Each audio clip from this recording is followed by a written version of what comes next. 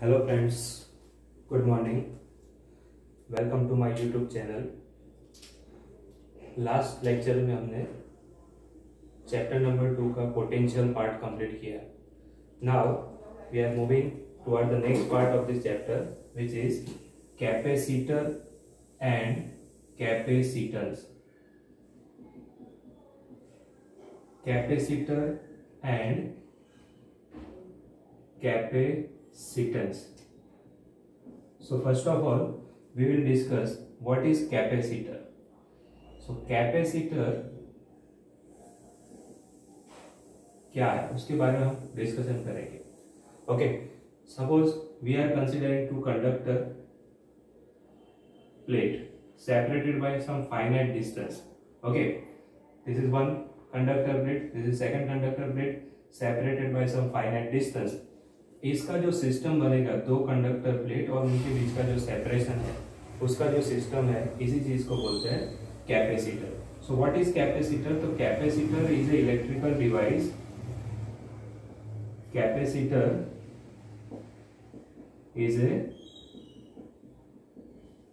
Electrical device having two conductor separated by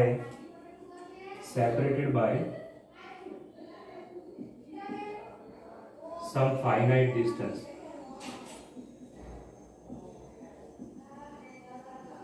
okay, so what is capacitor? तो capacitor आपको understand करना है कि कैपेसिटर एक्चुअली है क्या। तो दो कंडक्टर होंगे, दो कंडक्टर को सेपरेट करके रखा गया होगा। ओके, वो जो कंडक्टर सेपरेट करके रखे गए होगा और जो सिस्टम बनेगा इसको बोलते हैं कैपेसिटर। और कैपेसिटर एक इलेक्ट्रिकल डिवाइस है। Okay, so capacitor is electrical device which having a two conductor separated by some finite distance is known as capacitor. या तो आप यहाँ पे कैपेसिटर इजी लिखा है तो चलेगा। अब जो कैपेसिटर है दो तरह के हो सकते हैं। एक फिक्स कैपेसिटर होगा, मतलब उसके अंदर जो चार्ज को स्टोर करने की जो कैपेसिटी होगी वो फिक्स होगी। ओके, और दूसरा जो कैपेसिटर होगा वो होगा आपका वेरिएबल कैपेसिटर। दूसरा जो कैपेसिटर है वो होगा वेरिएबल कैपेसिटर। अब फिक्स कैपेसिटर के अंदर क्या होगा? तो फिक्स कैपेसिटर के अंदर दो आपको प्लेट इंडिकेट करने हैं।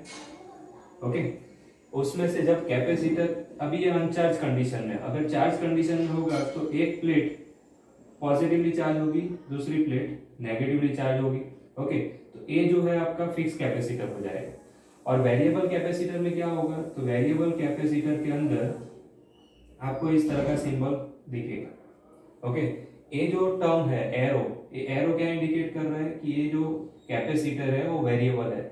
मींस यहाँ पे फिक्स वैल्यू होगी। समझ लो कि इसकी जो वैल्यू है चार्ज को स्टोर करने की पर वोल्टेज के हिसाब से वो 2 माइक्रोफैराड है। तो यहाँ पे आपको जब वेरिएबल कैपेसिटर दिया गया होगा तो वहां पे आपको रेंज दी गई होगी कि 2 माइक्रोफैराड से 10 माइक्रोफैराड तक की इसकी रेंज है। इन शॉर्ट इसका मतलब क्या होगा?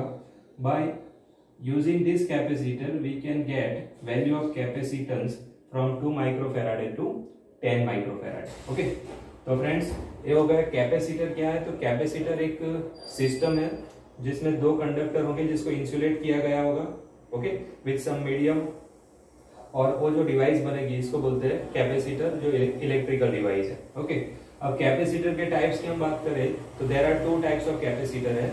उसमें जो पहला जो पार्ट है वो फिक्स कैपेसिटर। फिक्स कैपेसिटर मतलब क्या होगा कि उसके अंदर उसकी वैल्यू फिक्स होगी कि जो चार्ज को पर वोल्टेज के हिसाब से कितना वो स्टोर कर पाएगा, वो कैपेसिटेंस आपको इंडिकेट करेगा। जो लेटर पार्ट जो है कैपेसिटेंस, तो इसके अंदर ये जो 2 माइक्रोफैराड है वो कैपेसिटेंस है। मतलब capacitor is a device and capacitance is a measure of storing the charge. Okay, और ये है आपका वेरिएबल कैपेसिटर। अब वेरिएबल कैपेसिटर में क्या होगा?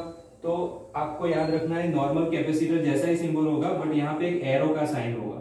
तो जो एरो है वो क्या इंडिकेट करेगा?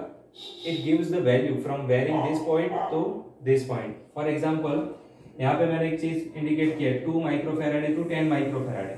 अब फैराडे क्या है उसके बारे में हम डिस्कशन करेंगे। ये यूनिट है कैपेसिटर को मेजर करने के लिए, कैपेसिटेंस का मेजरमेंट के लिए। तो यहाँ पे 2 माइक्रोफेराडे से लेके 10 माइक्रोफेराडे है, तो इसकी रेंज हो गई। ओके, तो यहाँ पे आप 2 माइक्रो से लेके 10 माइक्रोफेराडे तक का वेरिएशन आप इससे वेरिएबल कैपेसिटर से वेरी कर सकते हो। ओके, तो ये हो गया आपका कैपेसिटर। अब हम बात करेंगे जो इंपॉर्टेंट चीज है कैपेसिटेंस की। अब कैपेसिटेंस क्या है, तो कैपेसिटेंस इज द मेजरमेंट, किसका मेजरमेंट है, तो एक कांस्टेंट रेशियो है जो कैपेसिटर के अंदर बैलेंस कर, कैपेसिटर जो है वो डिवाइस है, वो एक्चुअली क्या करेगा, वोल्टेज और करंट जो फ्लो होगा किसी भी डिवाइस में से उसको बैलेंस करने के लिए एक रेशियो के फॉर्म में इंडिकेट किया गया है जिसको बोलते हैं कैपेसिटेंस। अब जो नेक्स्ट पार्ट है कैपेसिटेंस। अब क्वेश्चन है कि कैपेसिटेंस है क्या, तो कैपेसिटेंस जनरली एक कांस्टेंट रेशियो है। वो कांस्टेंट रेशियो किससे बनेगा, तो किसी भी इलेक्ट्रिकल डिवाइस में जो चार्ज होंगे और जो वोल्टेज है, कैपेसिटर की हम बात कर रहे हैं अभी, तो कैपेसिटर के अंदर कितने चार्ज है उसके हिसाब से कितना वोल्टेज आ रहा है, उसका जो रेशियो है वो कांस्टेंट रहेगा और इस रेशियो को हम बोलते हैं capacitance. So what is capacitance, तो capacitance is the constant ratio, capacitance is the constant ratio of charge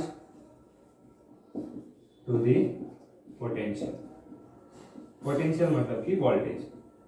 clear, तो दूसरी तरीके से भी आप बोल सकते हो कि कैपेसिटेंस क्या है, चार्ज पर पोटेंशियल का जो रेशियो है और वो रेशियो ऑलवेज कांस्टेंट रहेगा और इस कांस्टेंट रेशियो को भी बोलते हैं कैपेसिटेंस। तो कैपेसिटेंस का जो सिंबल है वो कैपिटल सी है। तो कैपेसिटेंस एक्चुअली क्या होगा, तो चार्ज बाय पोटेंशियल का जो मतलब चार्ज बाय वोल्टेज का जो रेशियो है वो ऑलवेज कांस्टेंट होगा और यहाँ पे जो कांस्टेंट रेशियो है उसको हम इंडिकेट करेंगे एज अ कैपेसिटेंस। तो capacitance C is equal to, आपको याद रखना है, Q अपॉन V, एक कैपेसिटेंस का फॉर्मूला है। कैपेसिटेंस फाइंड करना है किसी भी कैपेसिटर का, तो सबसे पहले तो आपको वोल्टेज कितना सप्लाई जा रहा है, उसमें से करंट कितना फ्लो हो रहा है, उसके हिसाब से आप चार्ज कैलकुलेट करो। तो वहां से आप C is equal to Q by V के हिसाब से आप कैपेसिटेंस की वैल्यू फाइंड कर सकते हो। ओके फ्रेंड्स, अब कैपेसिटेंस का यूनिट क्या होगा, अगर हम यूनिट की बात करें कैपेसिटेंस की, तो बाय यूजिंग दिस फॉर्मूला हम यूनिट लिख सकते हैं, चार्ज का यूनिट होगा कूलम और जो पोटेंशियल है उसका यूनिट होगा वोल्टेज। तो यहाँ पे हम एक यूनिट ऐसे लिख सकते हैं, कूलम पर वोल्ट, एक यूनिट हम ऐसे लिख सकते हैं, कूलम पर वोल्ट। बट इसको जिसने फाइंड किया है उसके नाम से इसका इंडिकेट किया गया है फैराडे। ओके, तो कैपिटल एफ जो है वो फैराड या Faraday is the unit of capacitance. So capacitance का फ्रेंड्स आपको ये फॉर्मूला आपको याद रखना है, C is equals to Q by V, एक कांस्टेंट रेशियो होगा। अगर वोल्टेज डाउन होगा तो अपने आप करंट बढ़ जाएगा, अगर करंट मतलब कि जो चार्ज है कम होंगे तो वोल्टेज उसके हिसाब से बैलेंस हो जाएगा। ओके, तो ये जो कैपेसिटेंस है वो फ्रेंड्स एक कांस्टेंट रेशियो है जो आपको याद रखना है। ओके स्टूडेंट्स, तो C इज इक्वल्स टू क्या होगा, तो C इज इक्वल्स टू होगा Q अपॉन V। अब उसका यूनिट क्या होगा कैपेसिटेंस का, तो कैपेसिटेंस का यूनिट है कूलम पर वोल्ट। ओके, आप यहाँ पे वोल्ट भी लिख सकते हो, पूरा नाम लिखना है तो कूलम पर वोल्ट। और इसको जिसने फाइंड किया था सबसे पहले, जो प्रपोजल दिया था इसके रिगार्डिंग, वो है माइकल फैराडे। तो माइकल फैराडे के नाम से उसका इंडिकेशन किया गया है यूनिट में फैराडे। ओके, तो ये होगा आपका कैपेसिटेंस और उसके यूनिट। अब उसका डायमेंशनल फॉर्मूला हम देखें कि कैपेसिटेंस का डायमेंशनल फॉर्मूला क्या है।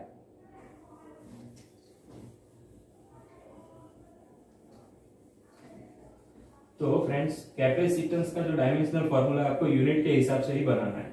तो dimensional formula, what is the dimension formula of capacitance, dimension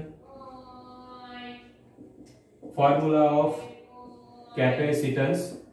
तो डायमेंशन फॉर्मूला ऑफ कैपेसिटेंस क्या होगा, तो डायमेंशन फॉर्मूला ऑफ कैपेसिटेंस में आपको ए फॉर्मूला के हिसाब से जाना है। यूनिट उसका क्या है, कूलम पर वोल्ट। ओके, तो डायमेंशन को ऑलवेज स्क्वायर ब्रैकेट के अंदर लिखते हैं। तो dimension formula of capacitance C is equal to क्या हो जाएगा, कूलम का जो डायमेंशन फॉर्मूला होगा वो A1T1 होगा, Q is equal to IT के हिसाब से। और वोल्टेज जो है उसका डायमेंशनल फॉर्मूला आपको याद रखना है 1231 माइनस, इस तरह से मल्टा एम एल टी ए उस पे 12 31 31 minus is the dimensional formula of voltage. वो किस तरह से आया वो आपको आगे ऑलरेडी मैंने बता दिया है चैप्टर के स्टार्टिंग के अंदर। अब ये जो डिनोमिनेटर वाले जो पार्ट है ऊपर आएंगे तो इक्वेशन बनेगा m minus one l minus two, minus वाली टर्म ऊपर आएगी तो t4 और ये भी ऊपर आएगा तो a स्क्वायर। ओके, तो 1242 12 minus is the dimensional formula of capacitance. Okay, so what is capacitor वो हमने ऑलरेडी कंप्लीट किया, टाइप्स ऑफ कैपेसिटर वो कंप्लीट किया। ओके, एंड कैपेसिटेंस, तो कैपेसिटेंस क्या है फ्रेंड्स, इस कैपेसिटेंस जो है वो चार्ज एंड जो पोटेंशियल है उसका एक कांस्टेंट रेशियो है। ओके, तो अगर चार्ज बढ़ेगा तो वोल्टेज उसके हिसाब से कम होंगे क्योंकि कैपेसिटेंस को कांस्टेंट करने के लिए वोल्टेज कम हो रहा है तो चार्ज उसके हिसाब से बढ़ जाएंगे। ओके, तो एक कैपेसिटेंस एक कांस्टेंट रेशियो है, उसका यूनिट आपको याद रखना है और उसका डायमेंशनल फार्मूला भी आपको याद रखना है। ओके, अब हमें इक्वेशन फाइंड करना है कि अगर कोई प्लेट जो है, क्योंकि हमने एक ऑलरेडी मेंशन किया कि कैपेसिटर बनेगा दो प्लेट से, कैपेसिटर बनेगा दो प्लेट से। अब दो प्लेट के अंदर हम प्लेट जो है उसको रेक्टेंगल भी ले सकते हैं, स्फेरिकल भी ले सकते हैं। क्लियर? अब हम फाइंड करेंगे कोई स्फेरिकल बॉडी है। ओके, मतलब कि जो कैपेसिटर है उसकी प्लेट जो है वो स्फेरिकल है, तो स्फेरिकल कैपेसिटर का कैपेसिटेंस का फॉर्मूला क्या होगा, तो यहाँ पे एक नया क्वेश्चन हम फाइंड कर देंगे और ये एक इंपॉर्टेंट भी है जिसके रिलेटेड सम भी आते हैं। Spherical plate capacitor, capacitor spherical plate capacitor capacitance.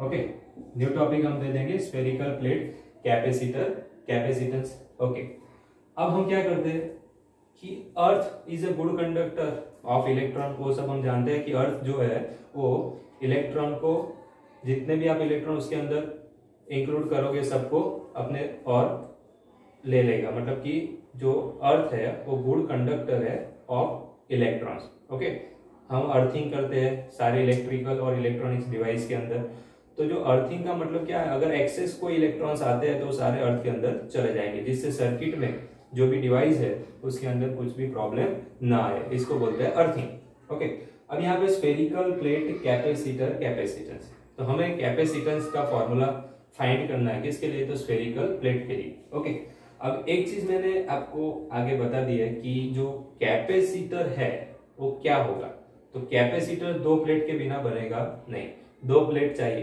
Plate में भी इन रेक्टेंगल, प्लेट में भी in the square format, plate में भी in the spherical format. Okay, तो यहाँ पे जो हम कंसीडर कर रहे हैं स्फेरिकल प्लेट कैपेसिटर का कैपेसिटेंस, तो हम अर्थ के लिए ही फाइंड करेंगे और अर्थ का कैपेसिटेंस कितना है वो भी हम फाइंड करेंगे आज। ओके, तो मैं क्या कर रहा हूं कि ये जो अर्थ है अपना स्फेरिकल प्लेट कैपेसिटर अर्थ है, अर्थ ज्यादातर इलेक्ट्रॉन्स को ग्रैब कर रहा है। ओके, तो ये अपना अर्थ है जिसको मैंने एक प्लेट कंसीडर कर दिया, प्लेट 1, अर्थ स्फेरिकल फॉर्म में है।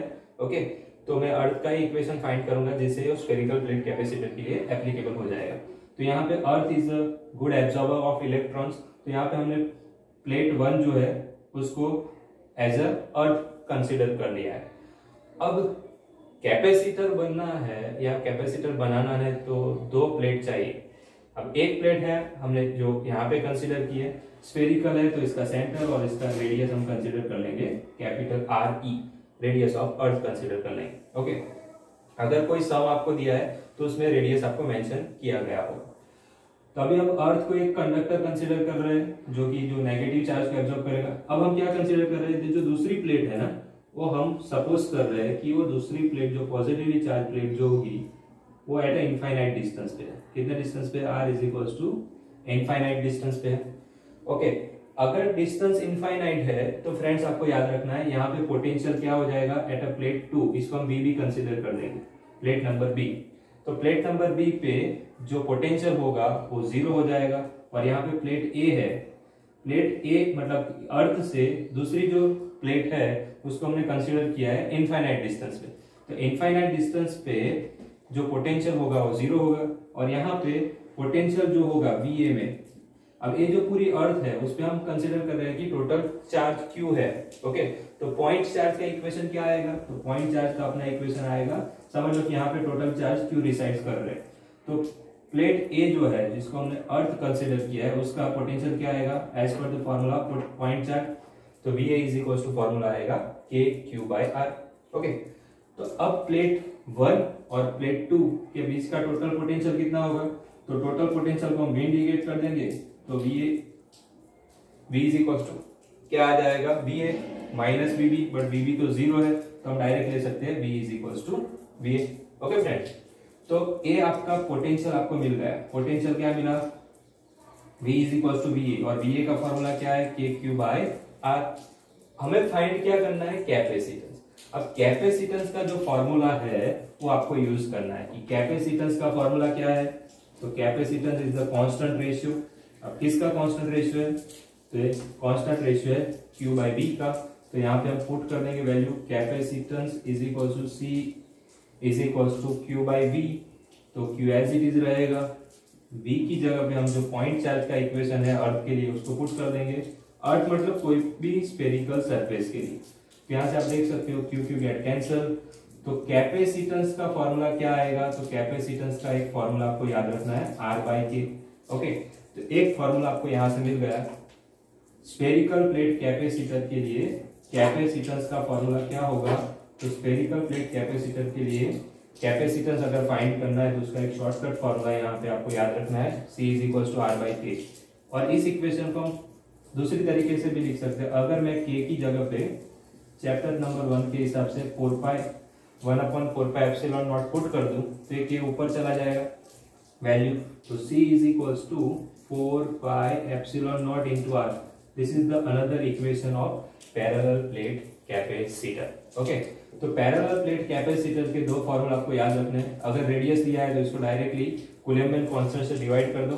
ओके, दूसरा ये फॉर्मूला है 4πε0 into R, बट ये वाला इजी रहेगा जिससे डायरेक्टली आपको आंसर मिल जाएगा। ओके, चलो, तो ये हो गया आपका स्फेरिकल प्लेट कैपेसिटर का कैपेसिटेंस। अभी हमें फाइंड करना है अर्थ का कैपेसिटेंस। अर्थ का कैपेसिटेंस कितना होगा वो फाइंड करना है।